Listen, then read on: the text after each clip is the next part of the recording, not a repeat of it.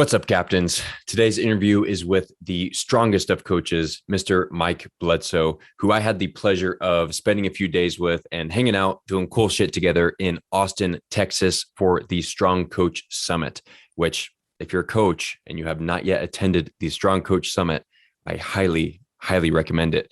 I ended up getting sucked into the Austin vortex, ended up staying about 2 weeks after the summit ended, just hanging out with all the cool people who I met there. So yeah, if you're a health, wellness, fitness, lifestyle coach, I highly recommend investing into the Strong Coach Summit. It's a fantastic place to network and collaborate with other coaches in the space. And you're going to meet a lot of cool people, going to learn a lot of cool things, and just overall have an amazing time. I'm also part of the Strong Coach Freedom Program, which I would recommend to any of you out there who are looking to start your coaching business. So it's a good place to learn how to build your course, build your mission statement, understand who your ideal client is, all that sort of thing. So the link to everything Strong Coach related will be in the show notes as you hear Mike talk about it on this podcast. And before we get into the actual interview, I just want to give you a quick word from our sponsors, because remember, the sponsorships and your support to the sponsors is how I'm able to continue bringing you this podcast and having cool conversations with amazing people. And I'm going to be doing more in-person interviews as well. And that's much more enjoyable for myself, for the guest, and for you, the listener. So please support these sponsors. And so first up, we've got Lambs, which is my favorite EMF blocking clothing company. I'm sure you've heard of them. I've got their beanie, their shirt, and their underwear. Wear them all the time, especially when traveling, as you've heard me talk about. And when I was in Austin, I was walking around with my EMF meter, and apparently they've got a lot of 5G towers there. And so the meter was just off the freaking charts. It was scary. And so I sleep with the beanie over my head so I can protect my brain from oxidative stress for those 8 hours while I'm asleep. Also, I want to mention a super cool investment opportunity that they just emailed me about yesterday, and I invested. They are taking investments to grow the company because they are a relatively new company. And I think this is super cool that they're opening for investments. And this is not just, your typical sketchy investment opportunity. I think you should be very skeptical of people who say investment opportunity and who you give your money to. But Lambs is different because they care about your health, unlike a lot of these other companies. And not only that, but they also give back. For every purchase, they donate 5 meals to Feeding America, which I think is freaking amazing. So not only do they help your health, but they also help other families in need. Absolutely a perfect example of a company who is hashtag leading the future of business. That means that the CEO cares about himself, which obviously he does. I interviewed him on the podcast. They care about their employees' health, happiness, and productivity. Obviously, it's a health company. And they care about their impact on their environment, on the community, because they give back to Feeding America. And so they help feed hungry families, which is amazing. And the minimum investment that they're taking is $250. And the more that you increase that investment, the more little cool nifty gifties that you get along with that. You can either, or you can even sit down and have lunch with the CEO. You can get in on these meetings that they're having, a lot of cool things depending on your investment level. And this is way better than buying stocks in fucking these pharmaceutical companies and these big corporations that don't give a shit about your health and happiness. They just want your money. Lambs actually gives a shit about your health. And so that's why I invested. Also because I'm sponsored by them. And I know that the more I grow, the more that they will continue to grow, because I will not fail. So there you have it. If you trust me, you should trust Lambs. So the link to invest or to buy a Lambs product will be in the description of this podcast. Use code Captain Morgan. Next up, this podcast is also brought to you by WaveBlock, this super cool sticker that I've now got on the back of my phone. If you can see that there, it's white, so it's kind of reflecting some of the light there. But this also blocks some of the EMF that is emitted from my cell phone. And I was skeptical about this. So I actually tested it with my EMF meter. And sure enough, it does reduce the amount of EMFs that you're being exposed to. And it's just a sticker that you place on the back of your phone. They also make stickers that wrap around AirPods if you wear AirPods. So definitely recommend picking one of these up.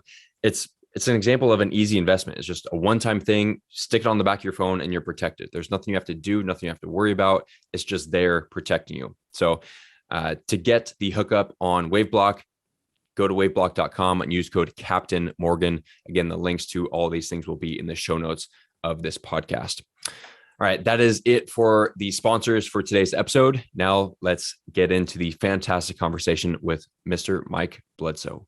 Whew. Hello, and welcome aboard another episode of the Captain's Lifestyle Podcast. This is your captain speaking, Taylor Morgan. On today's episode, we have one of the very first podcast hosts that I myself ever listened to years back before I even had a podcast. His name is Mike Bledsoe. Mike is a Navy veteran, former CrossFit gym owner, psychonaut, podcast host, and founder of the Strong Coach, where he now coaches coaches on how to develop their leadership skills and improve their business. Mike, welcome to the show. Thank you for having me. I'm excited to have this conversation. I'm excited as well. Yeah, like I said, I first heard you on the Barbell Shrugged podcast, years back, and loved everything that you guys were doing back then. But since then, things have evolved a little bit. So talk to us what all of the different things you've been involved with since that show. Yeah. So, I had a couple gyms, did that show. Also had Barbell Business, where I was teaching gym owners how to run their businesses better.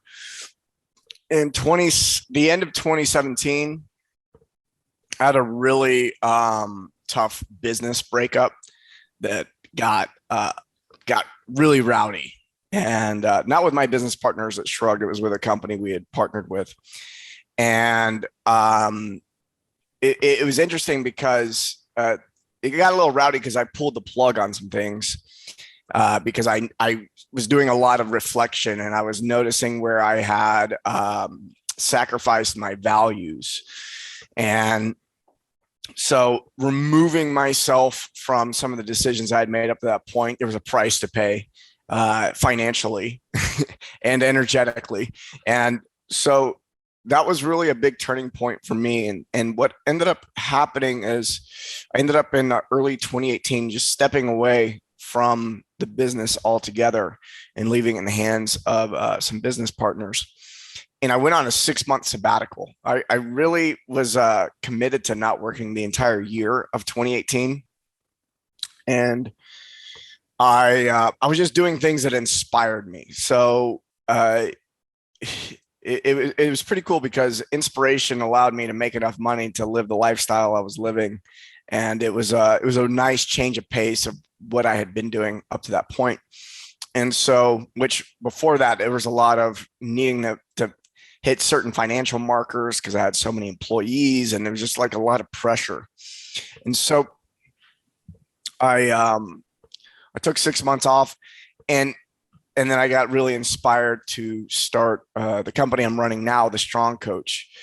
But I wasn't really inspired to create this big business. I just saw a need in the market, and I saw that I could fulfill that need very easily and was very perfectly suited for it. And so I just decided to put together a course.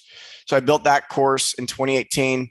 I also helped launch a company called Training Camp for the Soul in 2018, and then also launched the Enlifted business. So 3 businesses in 1 year where I was committed to being on sabbatical and not working.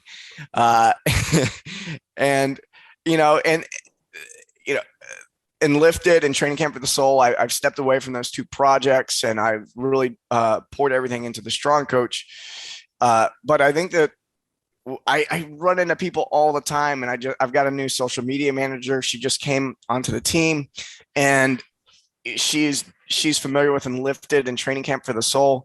And it's just really cool to see that in 1 year of only acting out of inspiration, I was able to create things that are impacting people's lives to this very day.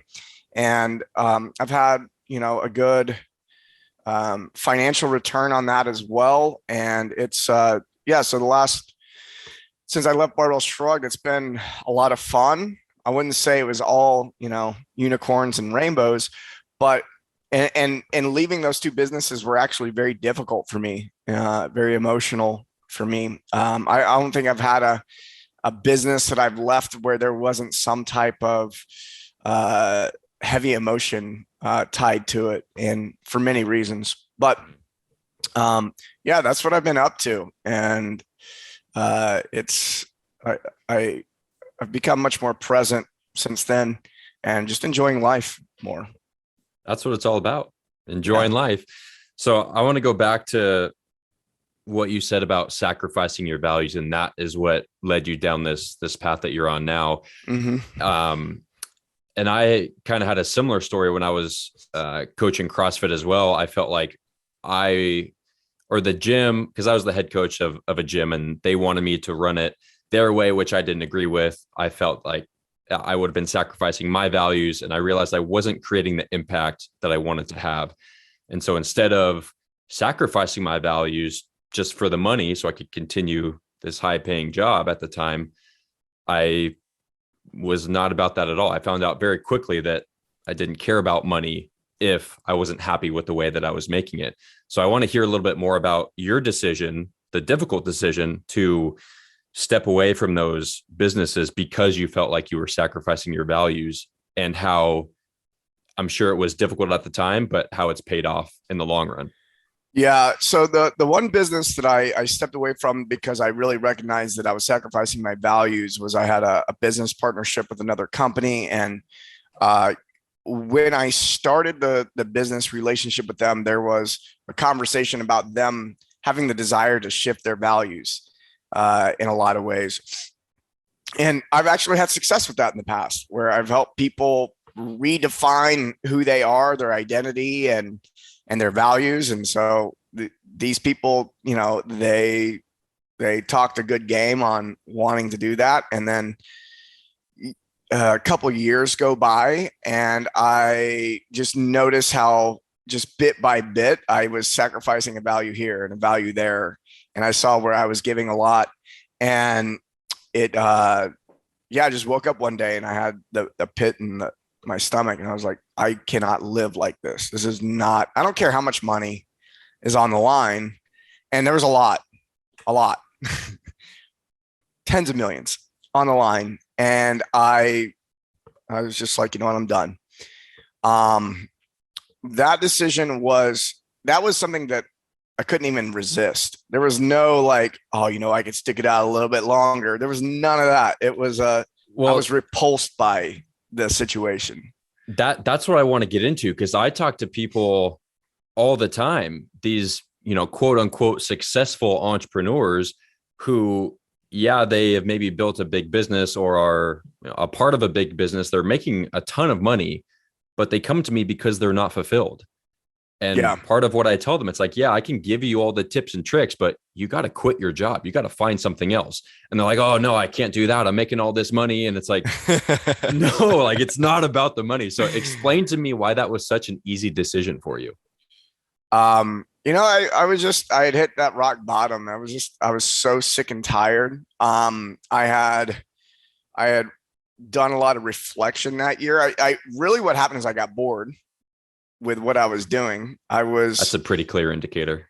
Yeah, I was bored, which gave me the space to screw off. And I used that time to reflect on my life and really study my own mind deeply.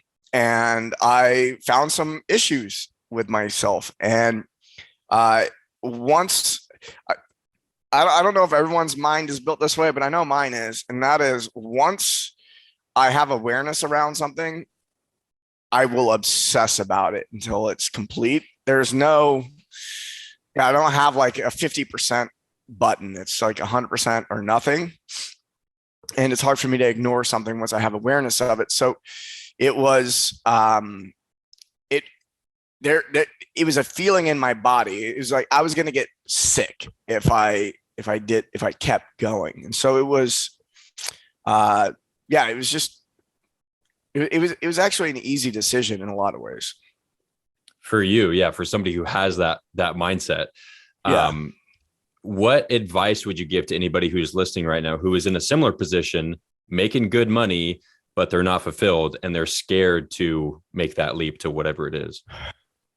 Yeah. I would ask yourself, what about making a certain amount of money is going to give you what you want? Right. And so do you think that when I make X amount of dollars, then I'll be able to go on vacation, then I'll be able to relax, then I'll be able to have a family? We've heard about conditional and unconditional love. And then there's also conditional and unconditional happiness. And I think there's what I found is when I started to seek happiness, the results of just being happy were like, well, a happy person wouldn't do this.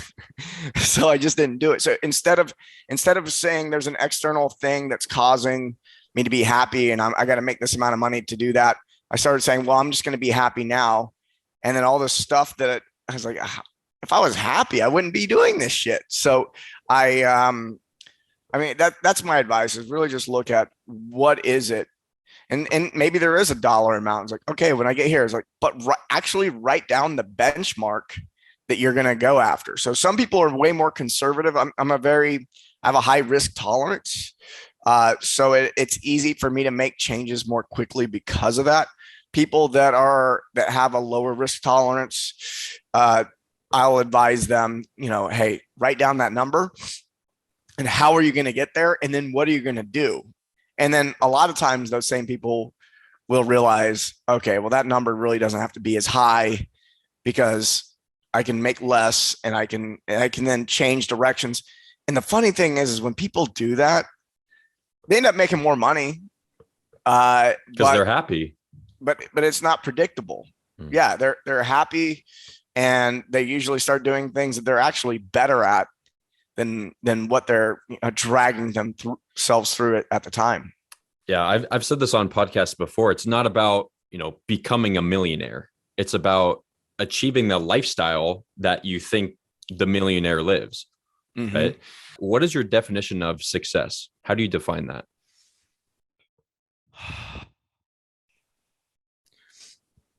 I don't really like to think about success and purpose are these terms that get thrown around, and I don't have a single purpose, and I don't think there's a single success. When I look at success, is I set out to accomplish a certain thing, and if I reach it, then I'm successful. If I don't, then I solve whatever problem I need to find that success. So I think that it's like successful at what, and successful at life is, are you living the lifestyle that is allowing you to connect better with yourself, connect better with other people? Are you enjoying yourself?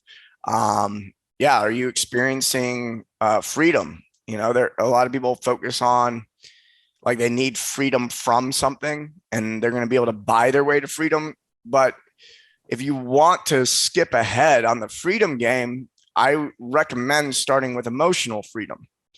And emotional freedom and emotional sovereignty really comes from being able to be present with any emotion that comes up in your body at all, and still accept and love that feeling. So there are emotions that people dwell on, and there's emotions that people avoid. I used to dwell on guilt, for instance. There's a reward for that. There was some type of reward I was getting from dwelling on guilt, right? There was a level of productivity I was able to achieve because I had to make up for something fucked up that I had done earlier in my life or whatever it was. And a lot of times people get attached to that because they're getting some type of result that they think they can't have unless they dwell on this emotion or they suppress another emotion. And so if you're living if you're alive and you're avoiding certain things and dwelling on certain things, I mean, you could be somebody who's a bliss bunny, somebody who's constantly chasing, being happy. That's also an issue, right? And so There's, if you want to have that freedom, if you can find emotional freedom where you're good with whatever's coming up and you can be present with it and accept it and move all the way through the emotion, which will not last for days. It will last for minutes or maybe even seconds when you get really good at it.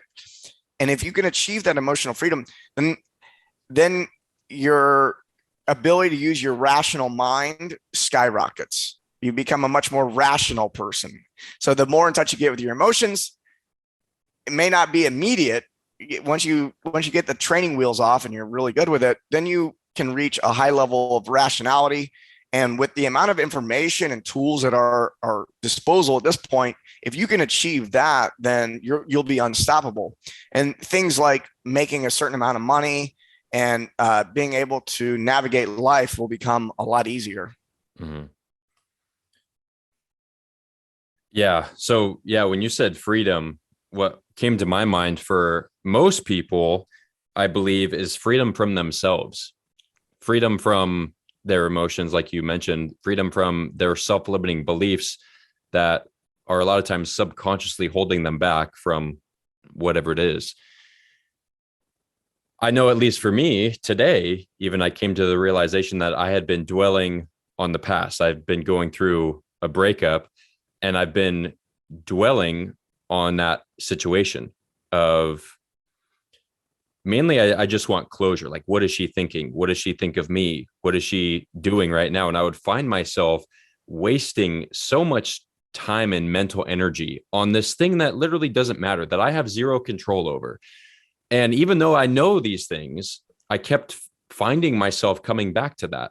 And then this morning in the Daily Stoic, I read a passage about gratitude and being grateful. So even though I had already known all this stuff, it's nice to get that reminder to be grateful for what happened, be grateful for what I have, and to accept it and to move on. What other tools and strategies do you recommend for people to free themselves from their emotions and from their own mind? Yeah, well, one thing I want to create a distinction around is you're not ever going to be free from your emotions. Right. So yeah, good point. The freedom comes from building a relationship with your emotions in a way that is like building a relationship with your sadness. Being able to sit there and accept the sadness and not like actually experience the sadness. So most people are behaving as though I want to be free from this emotion, so I must avoid it. And they think that there's some type of strategy they can do that, but it's the opposite. So it's one of these counterintuitive practices. So I just want to create that distinction there of the way to achieve freedom isn't, you don't want to move away from something in order to be free. You got to be able to go all the way into something. So for emotional freedom, there is, a lot of people, all they have to do is sit in meditation. They've never meditated. They haven't sat quiet with themselves before. I've seen people that have been 20 minutes into breath work or meditation and just break down in tears because they haven't allowed themselves to feel sadness, and the energy starts showing up. And if you don't break that meditation, you actually sit with that discomfort, a lot of things can be revealed to you. You may realize, oh, that's what I was actually sad about, right? Then plant medicines can be extremely helpful with this. Mushrooms and ayahuasca have been really critical for me to be able to access those emotional states. They're able to break down some barriers that I had. And on the mental side, is I really, really like the idea of just finding more accuracy and becoming more in touch with reality, because the mind has this thing where it has to create meaning and stories. There's a narrative and meaning behind everything that's happening. And so to achieve freedom mentally is to basically not see anything as necessarily important, but to be able to see it and the practice is, how long can you go without making an emotion mean something? How long can you go without making a situation mean something? And what may be helpful with this is, most people make situations mean something about them. So like, oh, that person, people do this all the time. Someone cuts them off in traffic and they get mad at them. They honk the horn and throw the bird. The person who's getting mad about getting cut off in traffic is making it, the response is, somebody's doing this on purpose to me, fuck them. And so if you're actually coming from a place where you're able to not immediately react with an assignment of meaning, you can sit back and go, wonder if that person's having a bad day. The curiosity comes in. So a curious mind is way more free than a mind that wants to create judgment. And I think judgment gets thrown around a lot from Buddhist philosophy and things like that. But I really think about judgment as just assigning meaning or assigning a narrative to something. And a lot of times these narratives are subconscious. You get cut off in traffic and you lose your shit. It's usually, you're not thinking, oh my God, they did that to me on purpose. What a dick. It's usually this really quick subconscious processing with an emotional trigger, and you just fly into it. So, I guess at the 30,000 foot level, looking down on the mind, it's how long can you go without assigning that meaning? Yeah, projections are the downfall of many people, myself included. That used to be me. I'm sure it used to be all of us. When that traffic example is perfect. And now I recognize, like, I have no idea what's going on in that person's day. They might need to rush home to take care of their kid who fell and is bleeding, or, whatever. We have no idea what's going on. And once you can come at it from that mindset, it makes things a whole lot easier. Talk to me about what you mean by accuracy in viewing your reality. Yeah. So I really like to use the word accuracy over the word truth, which gets thrown around a lot. Mm-hmm. And the problem with the truth is it's a very static word. So it's concrete. It doesn't move. It's binary, right? And I think if anyone spends any real amount of time reflecting, they'll realize that they're full of shit and they don't actually know the truth. Especially the last year and a half, there's so many people who they know the truth. I'm going, no, you heard a story about something from somebody else that was written by somebody who's also full of shit. Like, none of it's true. Whatever you think is true, it's probably not true. And so it's the problem with truth is people, when that word is being used, there's a high level of commitment made to it. Oh, it's the truth. Like that, it becomes personal. If that's true, then everything else must be false. Yeah, and it kills curiosity. It kills the ability to learn anything new. Is there a such thing as truth? I think so. I'll know what it is when I become enlightened, but maybe another lifetime. I don't think I'll get there this round. But but accuracy is something that you can continually improve. You're never gonna. When was the last time you were 100% accurate at something? And I think about being, shooting. I've hit bullseyes before, but I've never hit like the bullseye. Right? There's the middle of the bullseye. Yeah. Yeah. It's like, and maybe someone has, but like the possibility of that happening is very, very low, even when you're trying very hard.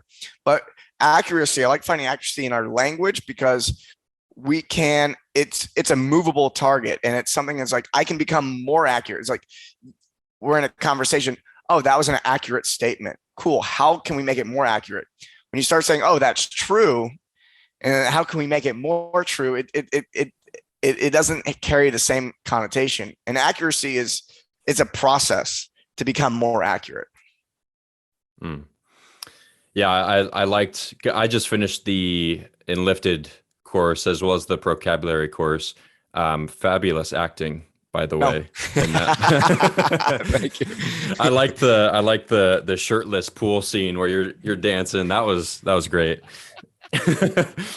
but yeah, in there you made the distinction between true and accurate, and I just wanted to clarify that here for listeners, especially in regards to reality, because what is reality? Like, you have your version of reality, we have our version of reality. Everybody's version of reality is different based off of their stories that they're telling themselves. Yeah, I want to burst a bubble right now, and that is, you're familiar with the term perception is reality? Mm-hmm. Yeah, it's total bullshit. Like, people throw it around and like it's the truth, and it's perception is perception, and reality is reality. there are actually things happening in the world that are really happening. It's reality. Like, it's very objective. We all agree. We watch that car drive into that pole. That's the truth. It did happen. Now, everything else that comes with it is usually some type of story or meaning or whatever. But I think it's important, if people really want to evolve themselves, need to get to a place to realize that their perception is really just perception and is not a reflection of reality in any way.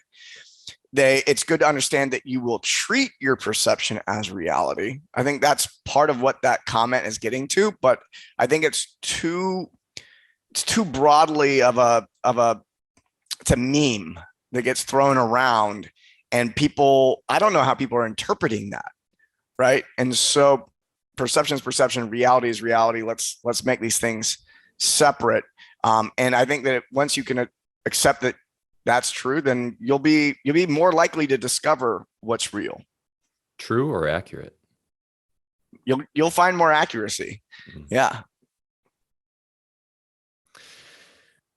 Yeah, perception is something I've been curious about for a little bit now, and understanding how different people, based on their stories, based on their environment, based on how they're raised, how they can have a completely different view of a situation. I think it was 7 Habits of Highly Effective People. Stephen Covey has that. There's like a picture of an old woman and a young woman. Some people, it's like the same picture, but some people see the young woman, some people see the old woman. Mm-hmm. And it's just based on, the stories that they've been telling themselves, which we can talk about how I think arguing is ridiculous, because one side thinks they're right, the other side thinks they're right. And if you just keep shouting words back and forth, you're not going to get anything done. Try to listen and understand their perception, and that might make it a little bit easier.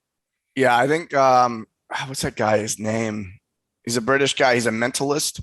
I think if anyone wants to start learning, get in touch with how the mind is working, there's a Netflix special. This guy, he's a mentalist, and he can basically get an entire crowd to think the same thing without saying it overtly, and then show them what it is that they were thinking, and the entire crowd is blown away. That the suggestibility of our subconscious mind is ridiculous. And that's why it's so important to be careful with the words that you choose to use. Yeah, because you can also program, if you understand it, you can program your own mind, and you can program your own subconscious mind. So a lot of what I like to do is okay, we're going to try to achieve this goal, and by completing these objectives, and you're going to have to fight yourself along the way, because your identity doesn't agree. If you already had the identity of the person who achieved this thing, you would have already achieved it. And so now you're going to have to battle that, instead of saying, well, how do we create the subconscious mind, which is the supercomputer working in the background? How do we program that in a way that the behaviors that you're looking to do to obtain the goal are automatic or much easier? There's not a struggle against something. I think meditation is, or at least just sitting and understanding and just being mindful of yourself, what you feel, what you think, things that are happening. I think so many people are just on autopilot and they just kind of go through the motions and uh, never think for themselves. Like they always have to be distracted by something. Yeah, there's so much value in isolation and being if someone's never experienced it before, it can be harmful if they don't know how to navigate it. But isolation, where you're not getting all of this input from other people's blathering, allows you to get present with what's going on in your own mind. If you're quiet long enough, you have the possibility of watching subconscious thoughts bubble up, and then you can get curious about, well, where did that come from? I do a lot of I do a lot of floating. So I get in float tanks.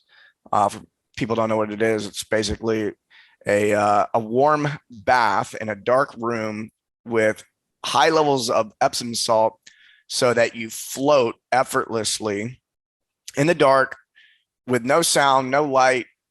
You're reducing the amount of sensation that the body is getting, and it helps the nervous system really reset itself, because there's so much stimulus all the time, especially it being the time it is, tons of stimulus. And so, and when I'm in a float tank, a lot of times I'm not trying to analyze my thoughts. There's definitely thoughts just flying right through, but I'm really working on being present with my breath and with my body. I'm feeling where there's tension.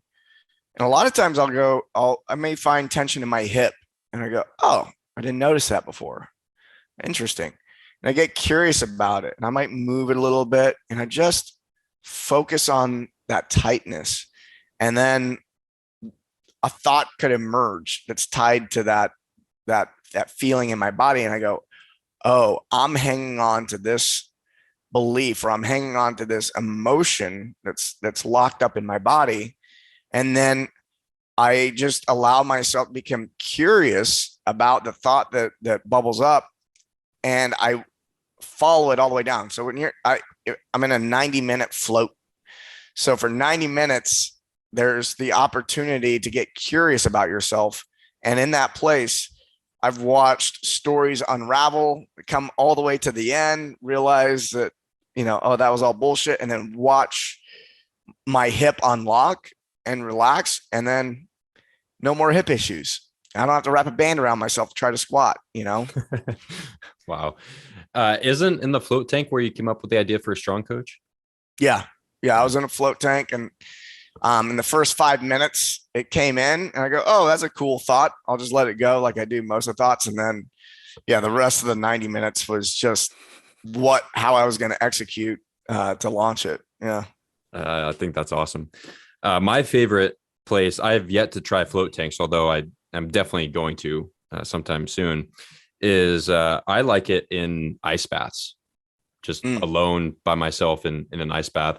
Ideally, I would love it if I could do it in a natural ice bath, like a frozen lake or something like that, and just be alone. Yeah. That would be amazing. That's like my heaven right there. I'm one of those weirdos who loves the cold and just focusing on my breath and that type of thing. Another way that I love doing that and connecting with myself and my thoughts is psychedelics, because I have in the past had a very difficult time communicating with myself and other people, understanding my thoughts and why I feel certain ways. And psychedelics have been, at least so far, a fantastic experience. Only mushrooms and MDMA. I have yet to do ayahuasca or anything else like that. I want to talk a little bit about psychedelics now. So why are they beneficial? First of all, I guess that's a huge question. So we'll just stick with that. Yeah, they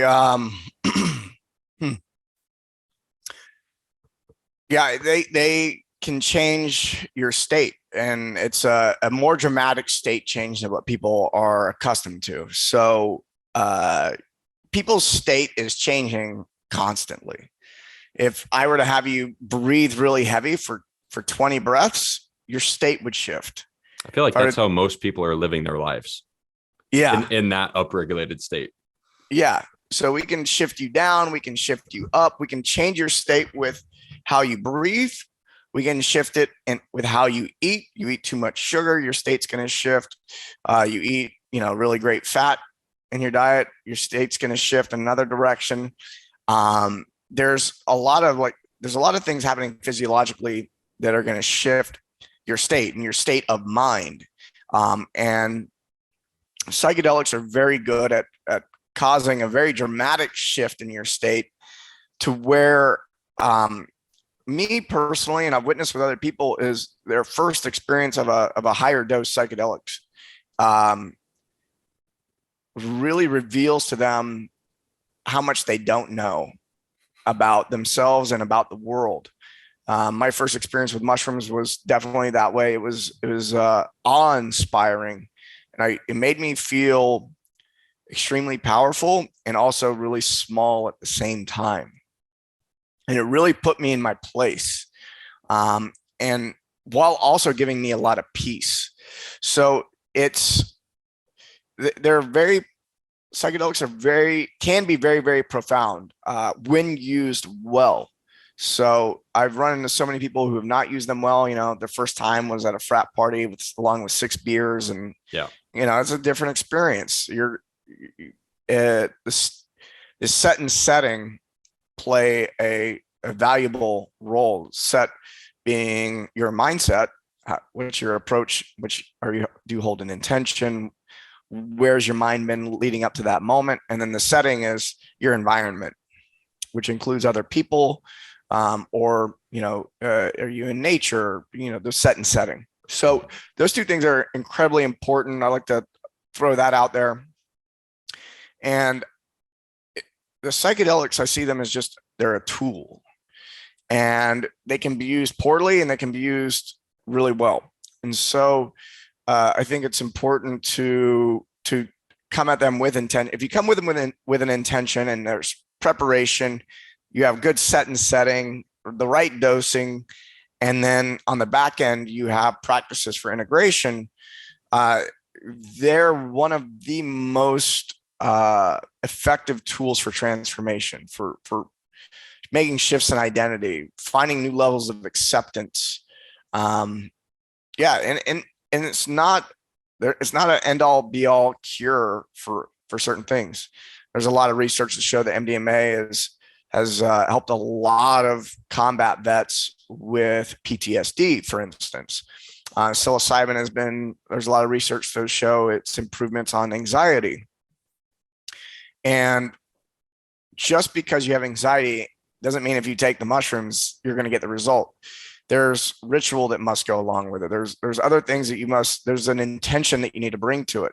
I know there's a lot of Silicon Valley folks that are microdosing and they're getting some benefits from it, but they're not even scratching the surface of what's actually possible for them because they're not bringing intention to it. It has nothing.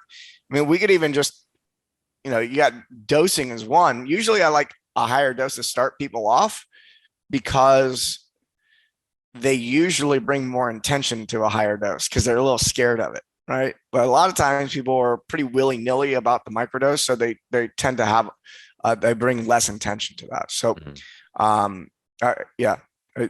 they're wonderful drugs and plants that make a profound impact on our mind, both mentally and physically.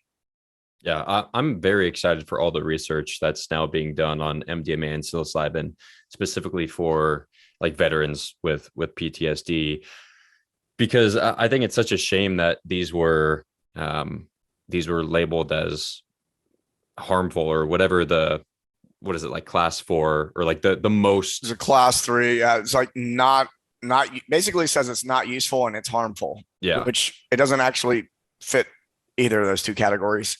So it's And what's really sad is, I mean, those decisions are being made by an administration that's not elected. They're they're assigned. So it's we have assigned officials and an administration that is limiting our consciousness, and some believe it to be intentional. It's a lot easier to control a crowd of dummies. Yeah. Yeah.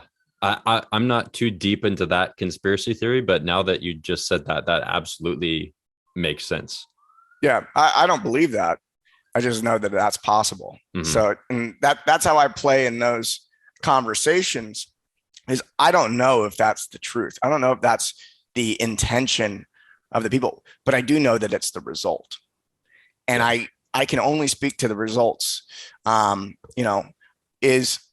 Are things being handled in the United States the way they should be? The answer is no. And it's not because I have an opinion about how anyone's doing anything. All I got to do is look at, we have highest levels of depression, anxiety, obesity, diabetes. These are the results of the actions that have been taken up until this point, all of them. And it's a failure. And so I can say that with confidence. Someone could argue with me, but usually that person who wants to argue with me is trying to defend some position instead of being present with the result of what we've got right now. Yeah. Clearly, Western medicine is not working for health. We have an unhealthy country. I like there are medical professionals and then there are health professionals. And the problem is that medical professionals are being assigned health authority. Mm. And so people, when they can't quite understand a topic fully, they quickly find who they would assign to be the authority on that topic to tell them what to believe. And so for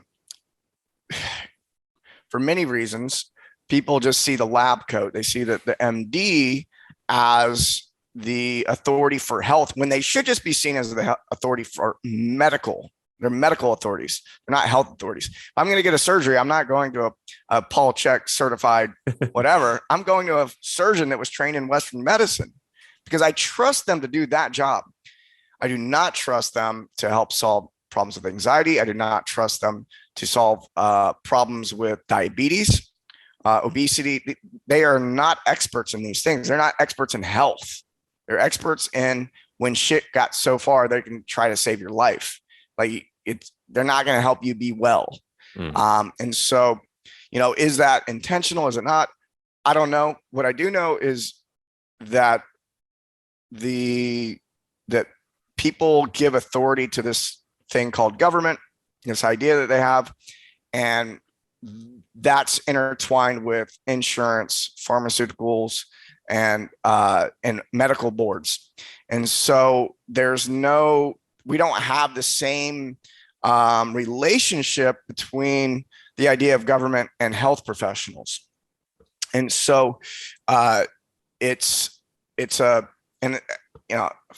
little bit easier to work with something that's been standardized like Western medicine, whereas someone who's a true health professional, they know there is no standard, and we need to treat each individual as their own special person because none of us have the same background. We all have different, our minds have been organized differently as we grew up, which has impacted how our bodies have developed.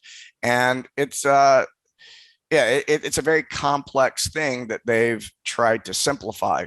So when I look at that, I go, okay, I like this divide out. Like these are medical professionals and these are health professionals. These are different types of people. Mm-hmm. Yeah, agreed. 100%. I think slowly but surely more credibility is starting to be given to health professionals, because I think a lot of people still view them as woo-woo, or like they can't actually help, or, they still trust the lab coat and the stethoscope. And if you're an MD, that means you're speaking the truth, right? You can help me.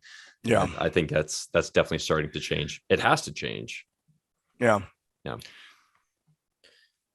So I heard you on another podcast talk about how psychedelics are not right for everybody. I believe that they could be right for everybody at the right time, but something you said really stands out, that they're right for people who are willing to be wrong and who are looking for answers.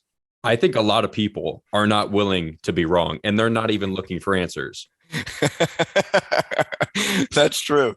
That's true. And some of those people would be probably benefit from a surprise dose, but we don't. that's an unpredictable result, so we won't do that. But yeah, being willing to be wrong. That's that curiosity. They need to have that curiosity. I've seen people approach medicine, psychedelic medicine, from a place of, I know how this is going to work, and I'm going to use this tool to make it work the way I think it should work. And it results in a lot of suffering during the experience. The people who tend to get the most out of it are the people who are going, I don't know, I'm going to ask the medicine what I should work on. And I'm coming at this from a place of curiosity. They tend to be able to go really deep with it. Can people also achieve the proper set and setting? So yeah, it could be beneficial for just about everybody, but some people, they're so far from getting the right mindset, which is that curiosity, and then being in a setting. My girlfriend, she's a psychedelic psychotherapist, and there are certain people that she's worked with, especially with people in addiction, who she would not feel comfortable.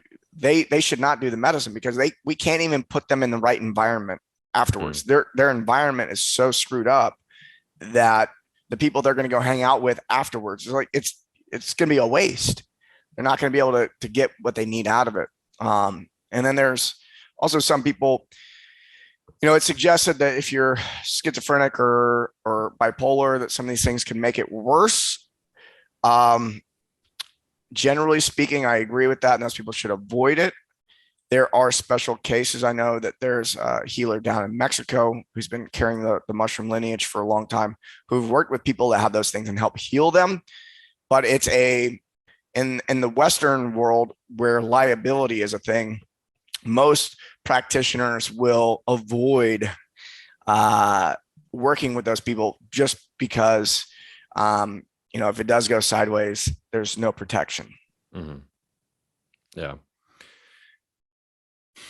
Yeah. And I guess we should have clarified before we started talking about psychedelics. We're not talking about going to some rave or a club and popping a few pills. That's something that's like, not therapeutic use, but recreational. Yeah, recreational. There we go. Yeah, I'm talking about recreational or therapeutic uses, right, which has been profound for me. Well, a lot of people use them recreationally and then end up getting a therapeutic experience out of it. Yeah, by surprise. It's like, oh, I'm going to go to this rave. Well, that's what happened to me.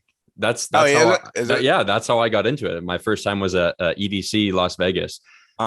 Best nights of my life, still to this day. It was incredible. That sounds great.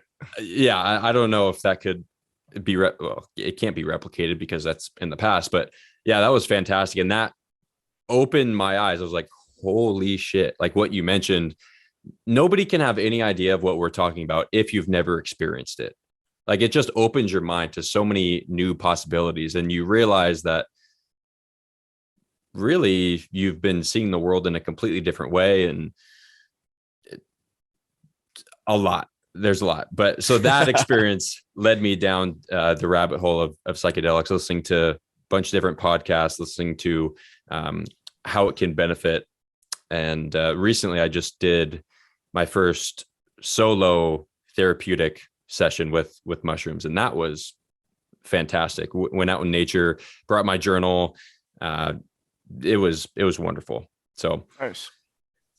Yeah, definitely recommend anybody looking into it. Proper set and setting is key. Get your mindset right first. I believe first you should learn how to sit with yourself in silence, like meditation, and be comfortable with your own thoughts before getting into this. Because if you're not, your mind can talk you into having a less than desirable trip.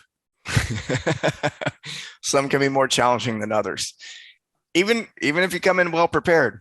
So yeah, there might be something lurking. Exactly. All right.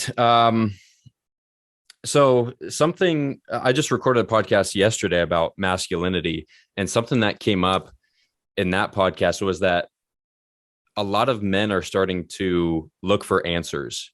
At least this has been my experience. This was my podcast guest experience. They're looking for answers on why they're not fulfilled, on why their relationships are going south, and whatever it is. And I believe in the bigger picture, there's starting to be this divine masculine awakening. And part of what you said, like what people could be good for psychedelics, are people who are looking for those answers. And I believe that is part of, it's a tool in the process of collectively awakening humanity to the masculine energy and the feminine energy and the balance between those two. Yeah, it is interesting that anyone who gets very deep into the psychedelic space starts having the conversation around masculinity and femininity, the ultimate dualism, the polarity of what is at the basis of creation. Which we're going to talk about masculinity and femininity, and then we start talking about creation. Well, that makes sense. Both of these things, when manifested in physical form, create, men and women, and where the manifestation of that is babies. So, and that's not to say that men only have masculine energy and women only have feminine energy. We both are present for us. And there's unhealthy expressions of each, and there's healthy expressions of each. Anytime I get talking to somebody and they start talking about toxic masculinity, I like to flip it on them and say, well, what about toxic femininity? And, it's like, well, I've never, you can tell they've never even thought about it before. I'm like, okay, well, if there's this over here, there's got to be this, right? And what I get to in that point, what I usually bring that up for and try to move the conversation is, there are unhealthy expressions of these and there are healthy expressions of these. There's calling it toxic and things like that can be really harmful for a lot of men who they desire to be good men, and they don't know how to have a healthy expression of masculinity. And so what they do is they get away from masculinity as much as possible and become very feminine. And this is a very, if you don't want to have a relationship last very long, be feminine. If you're a guy that wants to be in a really good relationship, you have to be able to do both, for one, but also carry that healthy masculinity. So there's so much to say on that, but yeah, we don't have to go super in depth into that, because that could be a whole nother podcast, but a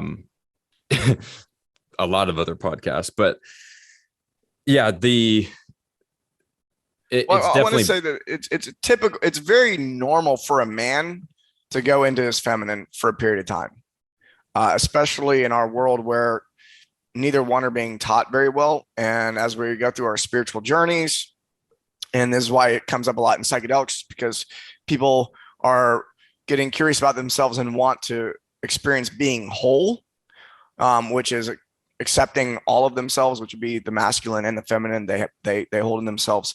And it's just, I think it becomes common because of that. And a lot of men need to go into the feminine if they've never really embraced it. Guys that have been in the military, like you grew up playing football and then you go in the military, and it's like, you may actually have to swing really hard in the other direction for, and I've done it. I just traveled around the world, just doing whatever I felt like. That's a very feminine flow, is a very feminine thing to embrace, where structure tends to be more masculine. And so if you've had an incredible amount of structure in your life, you may need to go into that flow for a period of time to recalibrate yourself and come back to center. Yeah, good point. The the podcast I recorded yesterday was with one of the guys who I served in the Marine Corps with, and he's now going down a very similar path of awakening his masculinity, helping other people do the same. And we talked about how if somebody would have told us that we had to embrace our feminine energy and love people and care about people when we were in the Marine Corps, we would have told them to fuck off. Like, yeah. So that's funny you bring that up, because you came from the Navy, so it's very similar background, hardcore, you know, a lot of macho shit going on there. Yeah. But it is a balance. It like the yin yang, I think, is a perfect representation of that. Do you think there's a like certain balance? Like, is it 60% masculine, 40% feminine for a guy, or what are your takes on that? I think it's very fluid. So there's if you haven't developed one, then you're not going to be able to be fluid with it. But if you've done a good job of really cultivating your feminine, and you've done a good job of cultivating your masculine, then you can choose to be feminine in one moment and masculine in another, and it becomes this very flowing experience. And you've likely met these people before, because they tend to just, whatever room they walk into, they can they morph into whatever is necessary. So for instance, I have a friend, his name's Joe, and he's very masculine, and I trust him, right? And so I used to go visit him and his wife probably every 6 months and spend a few days with them. And I just loved it, because he would tell me what to do.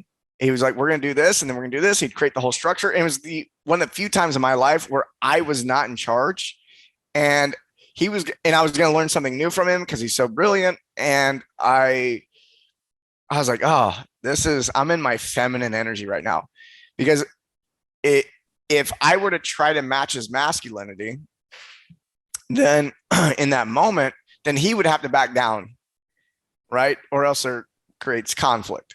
And so somebody needs to do it. And I think a lot of guys, they don't want to go into that feminine, because I don't want to be the submissive. I don't want to be the one I got to be the one in charge. I'm the man. It's the ego talking. Yeah. And so once I got past that, and I started, it was my second or third trip to see my friends, I was like, why do I always feel so relaxed and good? I'm like, oh, I can just be in my feminine for a few days, which is it's not something I'm in a lot. And so that's something where I can just be very, very fluid with it. And I might leave the room and then go do a business call, and then I'm very much in my masculine, and I come back, and it becomes a very fluid thing, is where I get to choose what I want in that situation. And there might be an instance where this happens as well, as someone tries to bring a lot of they try to dominate me with masculinity, and then they end up just leaving with their tail between their legs. That can happen as well. I practice as much compassion as possible and help get them there. But I find for myself, people tend to have they get uncomfortable around me pretty quick if they don't know how to shift around, because I won't stay in one position very long.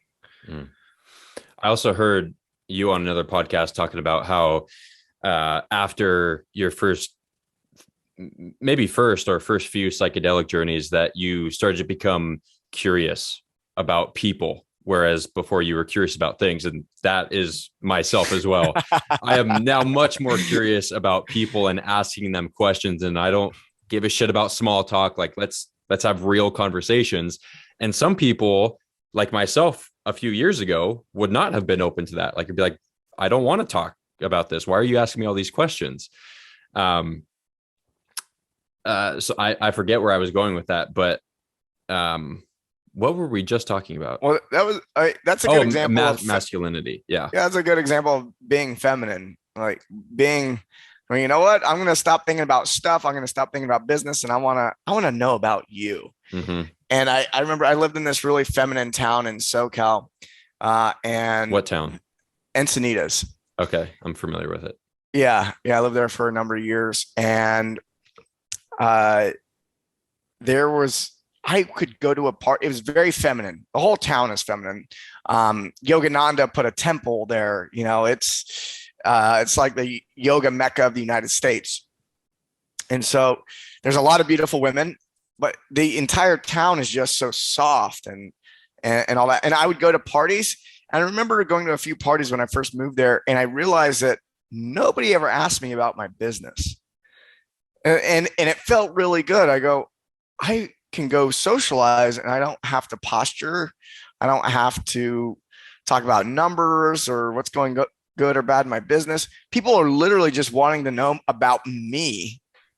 And I got to be curious about them. And so there's a huge gift in that for sure. Yeah. Cause usually when you meet people, it's like, what do you do? How's business doing? What's new? What's coming up? What are your goals? All that type of thing. It's like, okay, that's good sometimes, but you don't know anything about me as a person, Yeah, it's such a typical icebreaker. It's like, I don't know what else to ask. I feel safe here. Yeah. Yeah, exactly.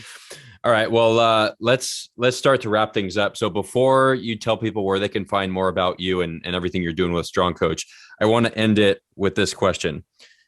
What is it that you have been wrong about recently that you've changed your mind on?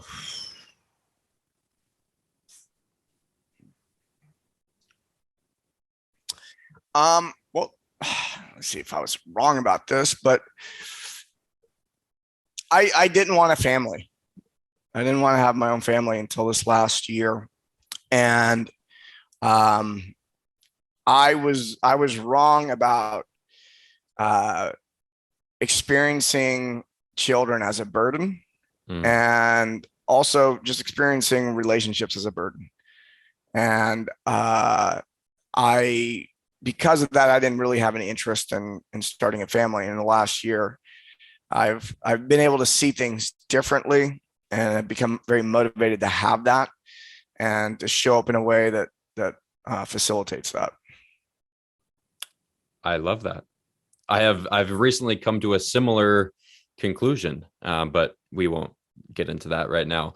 So yeah, thank you for coming on. Talk to us about where we can find more of your wisdom. Sure. Yeah.